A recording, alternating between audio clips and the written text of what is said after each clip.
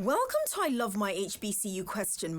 The podcast where we express our undeniable love for HBCUs, but where we are also not afraid to address a few tough questions. So, sit back, learn a little, love a lot, and rep your HBCU. Hello, everyone, and welcome to this week's episode of I Love My HBCU ? And if you are watching and not just listening, you know I have called Mr. Blow. I'm going to call him Charles, but I've called Mr. Blow so many different things. One of them is a fine specimen of a human being. How are you doing this morning, Charles? Well, thank you for having me. I'm not the first person to say that. For those of us, some of us stalk your Instagram, and I'm one of them. You are becoming a budding fashionista in addition to, yes. If you saw the look on his face, he's like, no, I'm not the only one to say that recently, am I? I don't know. I don't think about it in that way. I mean, I believe in freedom of expression, and it comes in all forms. And I was, for long before anybody knew me as a writer, I was a designer. As a graphic designer, I was the art director of National Geographic magazine, and so I experienced the world visually to a large degree. I was trained to do that professionally. Yeah. And so I love the design as a function. So I taught my staff about design, about color theory, about shape, about how that influences the way we think and how our brains process shapes and forms and measure things. And so me as a person, I show up in the world with all of that as a person who crafts language, but also a person who appreciates all of the incredible designers who are doing things in the world, whether they're architectural designers, furniture designers. I don't care what it is, because I understand the language that they are using because I was using that language myself. That makes sense.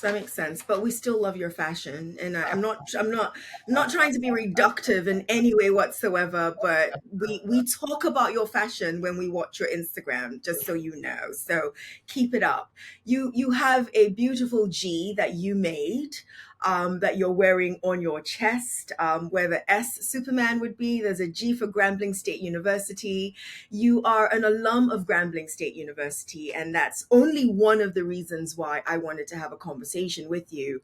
I did not know that Grambling was your alum, and I've followed Charles Blow for quite a while, and I did not know that.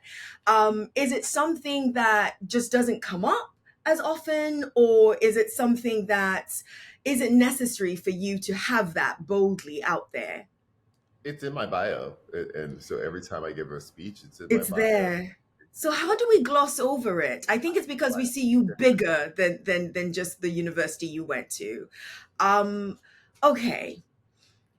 Give us one favorite memory that you had at Grambling. Oh, that's kind of an impossible question. I will say this though. I went to a historically Black high school.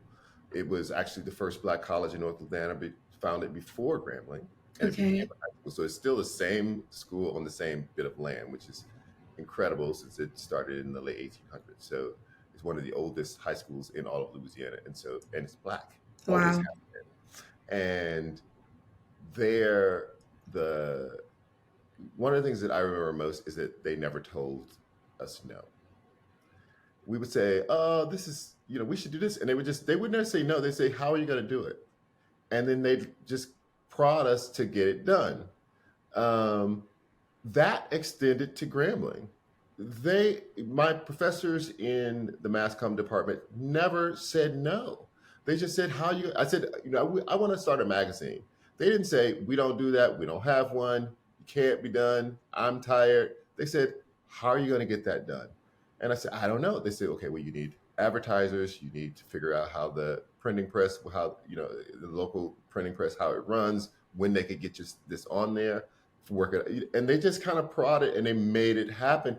And I left Grambling with a sense of infinite possibility, that there was nothing that I couldn't do, but also that there was never a sense of insecurity. Every space I had walked into, a Black person was the smartest person in that space.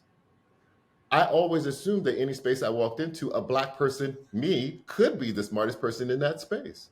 I never entered a space feeling I'm the only one, they're judging me. Do I belong here? Have I earned it? Do they think I'm affirmative? None of that was in my head. Zero ever. And there were a lot of people with much stronger academic pedigrees as judged by society from the Ivies or wherever. And I realized they had read so many more books than me, but they were racked with so many more insecurities than me. And I call that kind of being covered with racial scarring, that they had been so up close in the battle, always fighting because they were the only one in the class, they were only one in the AP class, they were the only one, or they had, they were in a school where there were so few Black people that they had to form a Black student union. I always thought like a Black student union is the craziest thing to me, but it makes total sense that there are only a few of you. But at Grambling or at Morgan State, like the student union is Black because that's the only people here. So it didn't track to me. But Grambling gave me that gift. So, Charles, but you've post Grambling, it sounds as if you've walked through life that way, at least based on observation, which I think is a blessing. As somebody who has been in academia for the better part of almost 20 years now, I don't find that to be the case for a lot of our students, even those that might have started off with their foundation being at an HBCU. What do you think the difference is, that you get to walk through life that way, or you've walked through life that way, but they don't? I still see that cover of insecurity for somebody that was had a foundation with nothing but Blackness around them. I can't, it would be impossible for me to speak for another person. I Of don't course. know another person's walk in life. I can only describe mine. And I can't say that everyone who went to my high school had the same experience. I'm sure they didn't. Not everyone who went to Grambling and graduated in my class had the same experience. I'm sure they didn't. Sure. It was the way that I viewed the world was part of it. It's a personal view of the world, and what I saw as possible for me, or what the infinite possibilities I always talk about for me. That's just the way I saw it. I did not. This may sound strange, or I don't know what maybe it's healthy or not healthy. I never thought I would lose, ever. I thought I was going to win, and even if there was a setback, it was just in service of the win. So I would look at somebody would not accept me to something, not give me the job or whatever, and I think, okay, that's something I must be meant to learn something from this, because of course I'm supposed to win, and I will win eventually. So let me figure out what I'm supposed to learn from this setback. So I never took a setback as permanent. No failure or no inability to reach a mark is a permanent weight. It is, in fact, a learning experience if you make it that. So I always believe that. I also grew up incredibly poor in the middle of nowhere, and I was happy there. So I was willing to take more risks because I always thought, if it doesn't work out, I'll go back to where I came from and I'll be happy there because I was happy before I left. We didn't have anything, and if I didn't have anything again, I'd still be happy because I was already happy. So I took a lot of risks in my career, and people think of, even when you say the word risk, they don't process it as risk. They say, "Oh, this person reached out, but if you stretch your neck out, it's gonna work out for you." There is no guarantee that it's going to work out for you. That is, in fact, what risk taking is. There is as likely a possibility you will fail as that you will win. And you still do it. That's the definition of a risk taker. And so I've done that a lot. I've gone places, didn't know if I was going to work out. I've left a job, had no job lined up. I had no idea what I was going to do, but I knew I was like, this is the right thing for me to do right now. And that is the quality that's going to make or break people. And in fact, it can break you. But I would rather have taken the chance and be broken than to have never taken the chance and be grinded under the stone. So you saw me smiling a lot while you were talking, and I'll tell you why. You came to Morgan State University as a presidential speaker series guest. Not good with numbers. I'm going to go with about 10 years ago. Might be a little longer than that. And I loved the fact that you thought I was a student. I don't think you remember this, and it's perfectly okay. We were in the James E. Lewis Museum. That's where the reception was, I remember. and you remember? Lovely. Okay. At the time, I was the chair of the Department of Communication Studies, so it was my role to walk in with you and have a conversation with you. Mind you, this is a Did gentleman I that ask I've what you been. were majoring in? You did. You did. You did.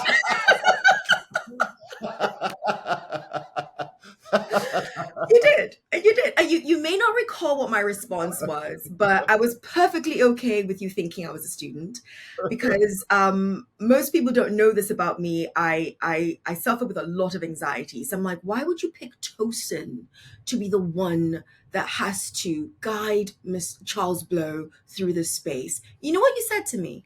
You don't remember, so I'll tell you. You said, we can just both stay back here in the background and just be nervous together. You don't remember that, but it was the sweetest thing. And I have been a slightly obsessive fan of yours since then. Why do I share this? I share this because when I bring your name up with some of my students, and so hopefully you'll remember this, that when you walked into the auditorium and it wasn't as packed as it should have been, right there on the podium, you did say, this is a shame. This is a shame that there aren't enough students literally on every side of this wall listening to what you have to share, because what you had to share was pretty important. You took us through some really good, important steps of history and politics and so on and so forth. But you did it with such grace. You weren't scolding them. You just were like, how could you not? I came in from New York for this, guys. How could you not come and listen to some gift that I'm about to give you? Why am I bringing all of this up? I'm bringing all of this up because I hear a lot of people, and you may or may not read them. I don't know. You tell us in a second. Talk about how serious you are. Talk about how Charles is always referencing the gravitas and the gravity of A, B, C, D, and F. And the person I remember is somebody who is kind and compassionate, somebody who has fervor behind what he believes, and it behooves you to listen to the fervor and understand the passion behind that. And with that, I have to bring up, I wrote this down intentionally before we started. I said to my students that whenever you see persons like Charles Blow on MSNBC, you read his column and you just hear all the serious, they deal with serious matters, and you only hear the serious things that they talk about. Go back to the mug that his kids gave him when they had traveled, where the mug said, no matter what life throws at you, at least you don't have ugly children. And the laughter that emanated from him lets you know that these persons are full persons that must be taken in their fullness. So, to every student that's listening, I hope you hear all of that about the types of persons that we speak to. Okay, Charles, I want to put you through a 67 seconds rapid fire segment. I'm going to throw as many questions at you, and you give me the answer that first comes to mind. And they're going to put the timer on somewhere. Describe your HBCU experience in one word. Edifying. Edifying. If your time in college was a song, what song would it be? It would probably be something unmentionable from NWA. Okay, I'll take that. On a scale of 1 through 10, how good of a student were you? I was 8 or 9. Eight or nine, eight or nine. Shout out your favorite professor and what did they teach? Oh, Miss Lee, and she taught visual design Visual design. Did or you have information college? design. Okay. Did you have a college roommate? Several. Several. Pick any of them. What would you have wanted to tell any one of them but didn't? Uh, it would be my first one, which is my brother. Thank you for letting me move into your raggedy rundown trailer. I love that. I love that. I love that. Okay. If you remember, what was your best meal in college? Oh, Griff's Burgers. Griff's Burgers. Do you know that the one answer I get from that from current college students? Take a wild guess what the answer is when I ask them their Oh, favorite. so this is an on-campus meal? It doesn't have to be. Oh, sick. Yeah, I don't know what it would be. What is it? They always give me fried chicken Wednesdays. It's become a thing at Oh, most HBCUs now where you have fried chicken Wednesdays. So I always ask alum because I'm curious to see did they have that then? And it doesn't have to mean that it was served on campus. Even the ones where they don't have the fried chicken on campus, they go looking for fried so chicken. this is very interesting because first of all, I only ate in that cafeteria one semester, and I was like, okay, I'm I on can't campus. do this. Okay. It was just unremarkable. I wasn't that I didn't want to eat on campus. I just didn't want to live on campus. And then when I did live off campus, there were two very important fried chicken places right off of campus, and one was Spivey's, which was everybody liked, was the true hole in the wall, and I was like, I can't go in. I don't know what that is. That's like Death Trap. And then there was the other one, which was Tasty's, which used like a pound and a half of seasoning salt for each piece of chicken. So like it was like hypertension in a wing, and Setting you up, that's the one literally. I like. The That's high the one you liked. Lord have mercy. Why did you call them important? You said two important chicken places. Why were they important? because they were central to the student life, so everybody went to them. Got it. Everybody went to them. Got it. Got Yeah. it. Okay. Okay. You went to Grambling State University. I love asking people how they selected their university. How did you make that choice? A recruiter helped me to make it. So Okay. I had gotten scholarships to two other Louisiana schools, Louisiana State University, which is the biggest school in the state, and Louisiana Tech University, both majority white schools. And the recruiter at Grambling knew that. He called me into his office and he says, Louisiana Tech doesn't need you. LSU doesn't need you. Grambling needs you. And what he was saying was, you, we need you, your brain, your personality in community with your people, that you're going to learn something from that and they're going to learn something from that. And that altruistic move that you make, that choice that you make will pay off for the community. And I accepted that challenge. And he was absolutely right. People may have learned something from me. I learned something from it. I learned something from the experience. I grew from the experience.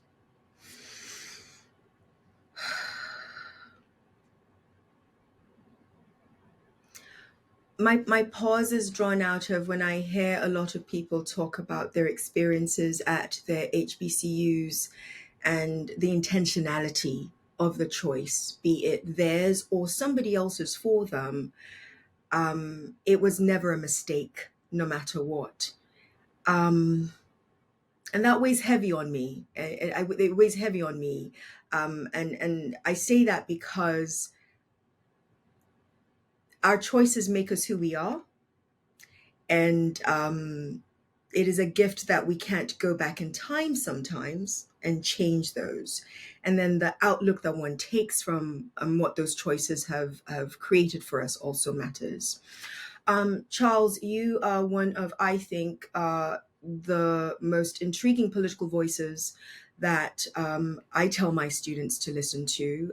You don't know this, but our platform will be presenting a politics and civic engagement summit in April of this year called Generation Next Thought Leaders Summit. And it's important for me to share with you how we came about that before I ask you to please share with us what I think students need to hear with regards to this climate that we're in.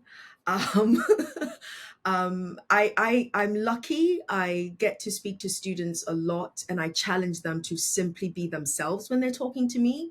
And they've shared it all. They've shared that if the election was today, they would vote for Trump. They've shared that don't assume that we are all Democrats. Um, but they won't share that generally with the world. So I said to myself, what if we had something whereby it's not on anybody's campus and we invite elected officials to come and listen to what the students have to say? Let's experiment and see if it works. And that's what April 30th is about. And so I asked them to fill out a survey on what national issues impact them the most.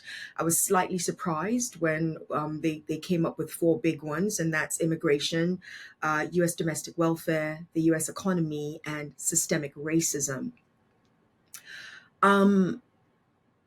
One of your videos, I won't quote you accurately, and I apologize ahead of time, but one of your videos on Instagram, you were responding to what people might think about those who are not sure yet about not voting for Republicans. And if I'm wrong, please correct me. But that's what I got from the video. But the part that was important about that video is when you said, but as opposed to writing people off for the stance that they've taken, why don't we try to find out why that is the stance that they've taken? And that's really what I want to lean in with you is the importance. I want you to share a little bit more than what you shared on the short clip on Instagram, a little bit more about the importance of having, especially this generation, heard as they are dabbling into politics, because we're going to have a lot of our elected officials doing the beautiful pit stop at our campaigns very soon. They're going to tell us what their agenda is, and then they're going to walk away without having heard what the students have to say. But then we quickly turn that around and say, oh, the students are apathetic. I'm going to be quiet. What are your thoughts? Well, I think that I have to separate two things. One is what politicians need to do, which is they need to engage, make people feel better, like they're listening to them. Then there is me, the person who is engaged as a citizen and as an observer of the culture. And that person is sick of hearing the foolishness. Uh, when people say things that they think sound enlightened and moral, Mm, but they are stupid and dumb and self-defeating, it is not for me to entertain that and pretend that you are making a valid point. I am sorry that civics failed you or was yeah. never taught to you in your grade school. And when you are just now entering politics as a voter, you are upset because this is the system that you find yourself in. In But throwing a tantrum because I don't like this system that I find myself in. And how did they get this way? Uh, Basic civics would have taught us that, but our schools are getting rid of civics as we just lean into whatever the kids can do to pass the test. So they lean more into math and reading. So, but don't say anything dumb to me and expect me to validate your feelings. Don't say to me that things would have been better in the Middle East under Donald Trump when I know full well they would have been worse and will be worse. And even if you care, if you care about people living in Gaza, that place has to be rebuilt. It has been basically wiped out. Do you think that Donald Trump is going to do It's that? going I to mean, do it's ridiculous concept. They say, oh, well, they're just the same. They're pretty much the same. There's no moral high ground in you saying that. And it is not an enlightened position.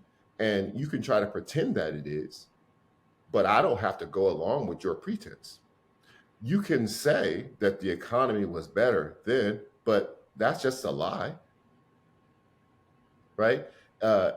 He didn't close things down because he was letting your parents and your aunties and your uncles die unnecessarily from COVID. And then when we finally got enough sense to close more of it down, that interrupted the supply chain, which led to higher inflation. But I trade that higher inflation any day for people still being alive. Alive. Don't say that he gave you, sent out Trump checks when this man fought tooth and nail with the rest of the Republicans to prevent those checks from being cut, because it was only the Democrats who were trying to get them cut. And when he lost and realized he was going to have to send these checks out anyway, he insisted on putting his name on the thing that he had fought against. And so that's why they had Trump's name on them. That's why they are Trump checks. Politicians have to do a different thing. I personally don't have to sit with this. I personally don't have to entertain idiocy. I personally don't have to make you feel good about a horrible position that you're taking that has no connection to civics, has no connection to history, and has no connection to the furtherance of peace and security for people who look just like you. There is a plan right now called Project 225. Many of the people that I see taking this so-called moral positioning, I can't because of morally, I can't do this. Many of them are women, queer people, marginalized people saying this. Well, Project 225 makes sure that queer people, women have fewer rights if Donald Trump steps foot back into that Oval Office. And you then want to say, well, I'll protest. These are the same people who are out protesting now. One of the stipulations in Project 225 is on day one, invoking the Insurrection Act to put federal troops into the streets to prevent you from protesting. I'll say one last time, I will not pretend that what you are pretending is a moral positioning is legitimate, and I won't make you feel good about it because it's dumb.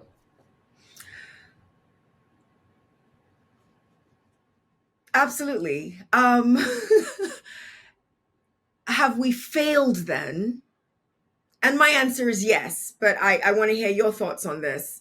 Have we failed then in educating those who have this moral high ground, for lack of a better phrase, on how this really works?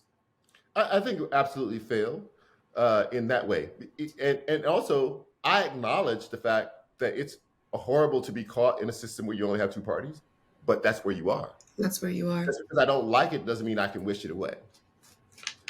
I don't like that you don't have other choices for president, but that's where you are. Just because I don't like it doesn't mean I can wish it away. So health, I don't understand how this broke down where people don't understand that, because when I was 18, 19, 20, 21 in college, I was voting for people. I didn't love anybody. That wasn't my test. This is my best friend who has all of my priorities on their plate. I'm voting in defense because this is the system I have. Absolutely. So what am I going to do is to make sure that the system harms me least and benefits me most. Not just me personally, but me, my community, my family, my little town. That was what is important to me. None of the candidates that I had a choice among were going to give me all the things that I wanted. None of them were conducting foreign policy in ways that I always thought was the right and proper thing, because the world's super complicated and politics is super complicated and those things collide. And they're never going to just say, okay, this is just the moral thing to do and this is the only thing we're going to do. It's just not how it works. So I was working with what I had and the choices I had. But the last thing I was going to do is say, I'm going to put the piece of tape over my mouth myself. You don't have to silence me. I'll do it. Give me that tape. That sounds crazy. What do you think the elected officials should be doing? Listen, they do have to. Politics is part feelings, part policy game. So they do have to, make people feel heard, respond in whatever way they can, and also listen. Don't think I am saying that politicians are perfect people. I don't trust any politician. I don't care what the D or R, whatever I they have on their chest. I don't care. To be a politician, you have to touch a lot of dirty hands. You have to compromise a lot of things. And to reach the highest heights of politics, like a presidency or a Senate position, you've shaken a lot of dirty hands and spent most of your time just raising money and not actually executing policy. You've made a lot of compromises just to keep the seat. So I'm not putting all my eggs in the basket of any one of them as if I like them, but they have to make citizens believe that they are Mm. engaged that way. So they have to do the thing. I understand that because I understand politics, because I understand civics. Like, it's like I don't understand how people don't get this. So they have to do different things. They have to listen, even to I'll things take that that. don't make sense. I'll take that. I'll take that. I was lucky enough to watch Fire Shut Up in My Bones when it was out in New York specifically. But I'm really intrigued by your new work, and I'm going to call it a theory. The theory that I've heard you talk about, based on The Devil You Know, South to Black Power. And my students haven't heard of it, and I'm shoving it down their throats intentionally. Um, oh, and I'm so grateful. I'm so grateful that I didn't entirely agree with you, and I didn't entirely disagree with you. And somebody, I don't remember her name, and I apologize, but Chicago, it was the lady you were speaking to, and there we go. So you know exactly who I'm talking about. Um, I'm kind of with her ever so slightly. Talk a little bit, and you again. I've watched it, but some who are listening and watching this may not have. And I just, to the best of your ability, talk about the theory. I'm calling it a theory, and I apologize if I hope this is not offending you. Sure, fine. So Us going back south. yes, I believe one of the quickest, most important ways to political power is to attain more state power. States control many of the things that Black people care most about. Mm-hmm. Criminal code Mm-hmm. is largely written on the state level. Uh, Vast majority of people who are incarcerated on state level. They control, have a lot to say about educational policy, health policy. They dole out billions of dollars in contracts, so it makes a lot of people wealthy. Black people just don't generally get much of that state contracting wealth. So I believe state power is a path, and I know that most American Black people live in the South today, but before the Great Migration, 90% of Black people lived in the American South. And in the years right after the Civil War, 3 Southern states were majority Black: Louisiana, Mississippi, South Carolina, and there were 3 or 4 others that were within 8 percentage points of being majority Black. And that generated tremendous power for Black people in that era. That's the reason that Mississippi gave us our first 2 Black senators and sent scores of Black representatives to their state house, because they had the power to do it. There was an open seat in Mississippi when Mississippi was being readmitted to the Union in the Senate. And the Black people said, we want it. And they said, okay, because they had 60% of registered voters in Mississippi were Black people.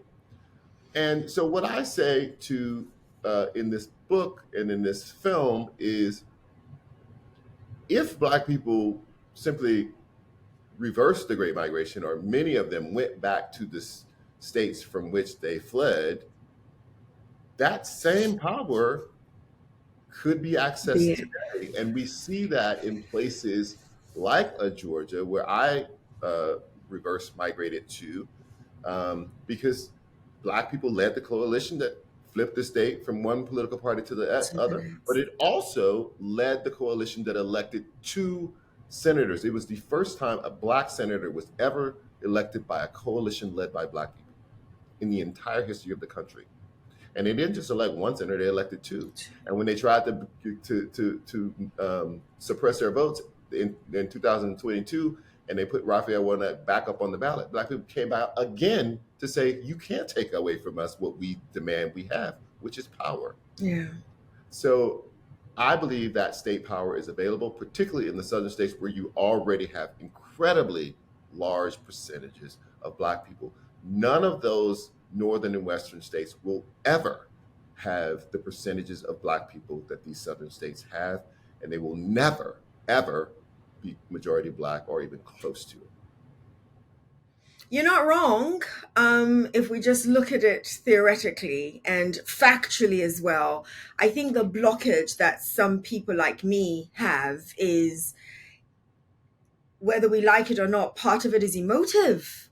And just visualizing and reconciling what was and what is and what could be.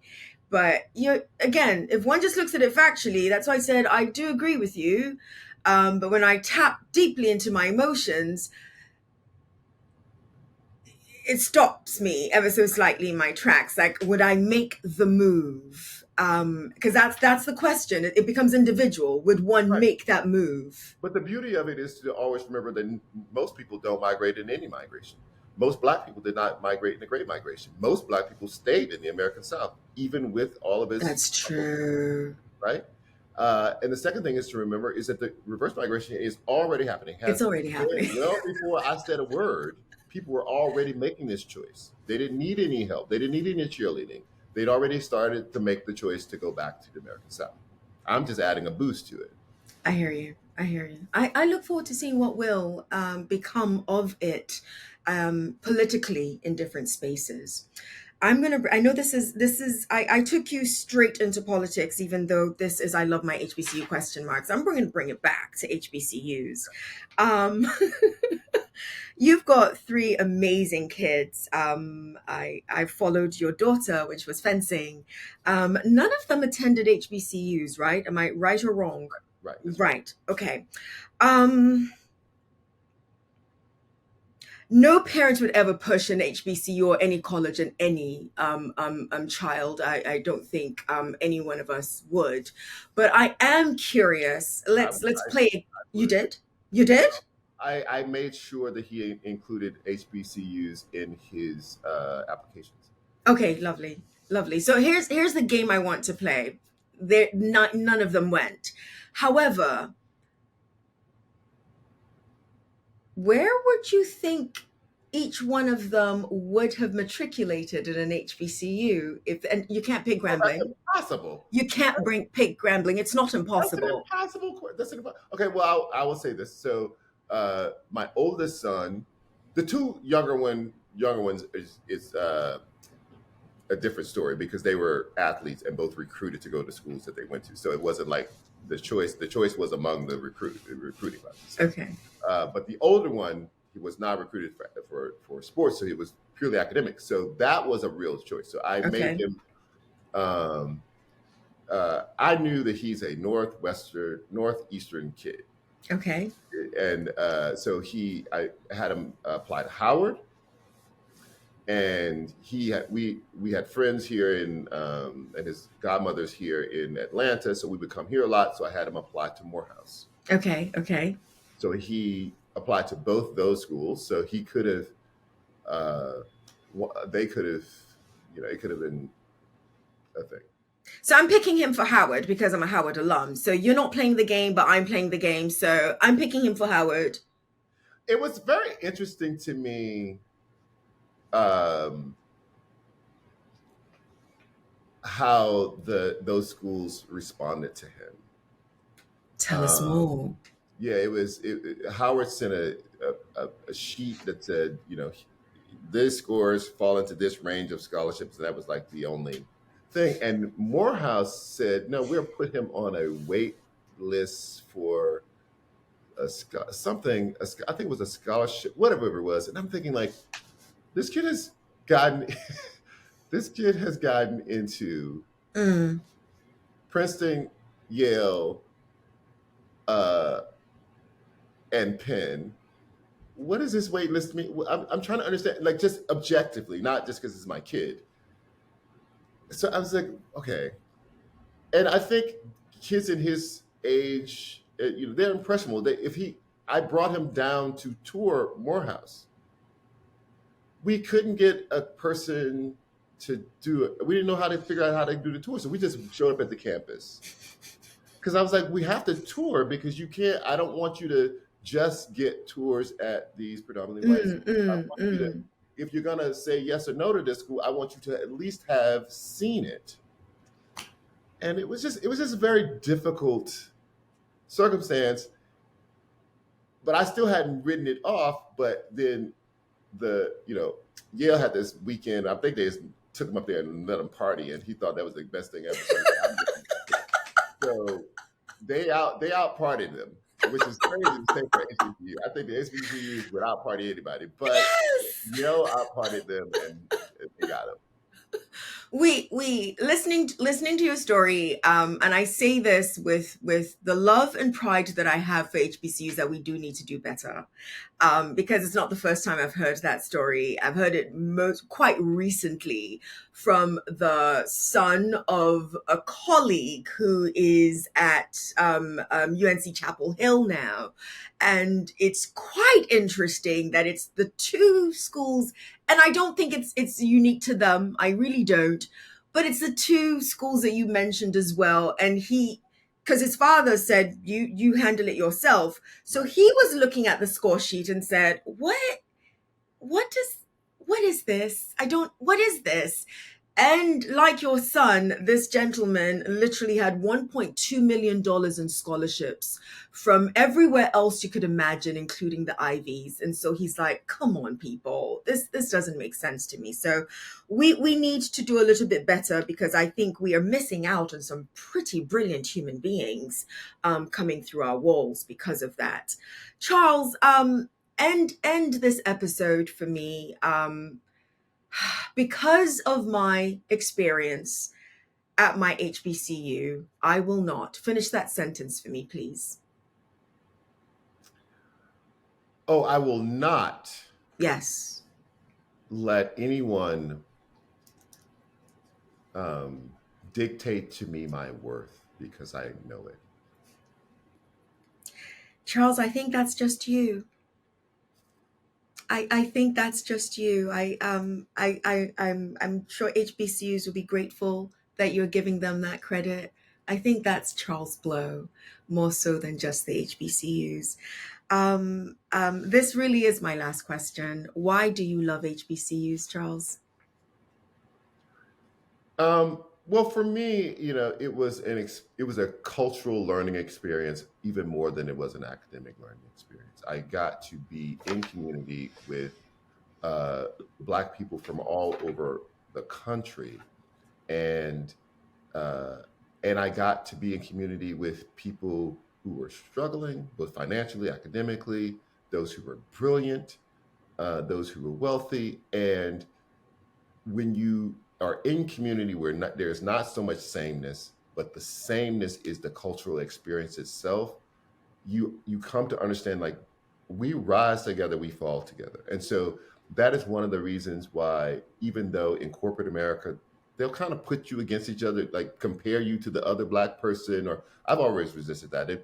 As writers, they'll try to compare me to this Black writer. No. You compare me to all the writers or none, because I will not be in competition with that person, because that is not how I was brought up in school and in college. We were taught, I'm rooting for you because you are rooting for me. We all rise together. You achieve, I clap for you like it was mine. And I believe that I will always do that. And I refuse to let this society try to pit the cream of the crop, as they see it, against each other to fight for the crumbs. Wow. Charles, thank you. Thank you for spending part of your Saturday morning with us, and I love my HBCU question mark. And to those who tuned in, thank you. I've enjoyed this conversation, and I've gotten a lot more out of it. I think more than some of my students will. We've got a lot of work to do. Um, thank you so much. Yours in Thank HBCU love. Thank you so much, you. Charles. Thank you. You've been listening to I Love My HBCU question mark. Let's keep the conversation going as we share our stories and encourage more practical support of HBCUs, whilst of course holding each other accountable. Don't forget to follow and subscribe for the latest episodes. Until next time, love and lift your HBCU.